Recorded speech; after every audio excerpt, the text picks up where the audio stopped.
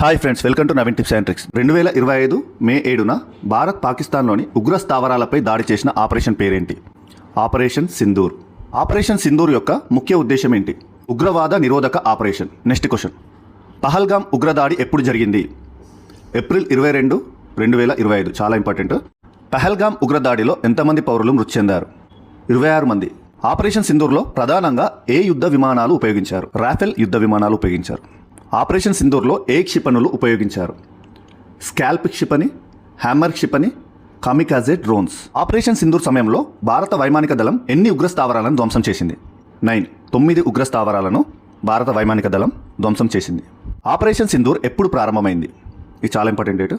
మే 7, 2025. Operation సింధూర్కు నాయకత్వం వహించిన వారెవరు? కల్నల్ సోఫియా ఖురేషీ, వ్యోమికా సింగ్. వ్యోమికా సింగ్ ఏ శాఖకి చెందినవారు? Flying branch. ఒక క్విజ్ క్వశ్చన్ ఇస్తాను, నాలెడ్జ్ టెస్ట్ క్వశ్చన్. ఈ ప్రశ్నకు సమాధానం తెలిస్తే కింద కామెంట్ చేయండి. ఎంతమంది సరైన సమాధానం చెప్తారో చూద్దాం.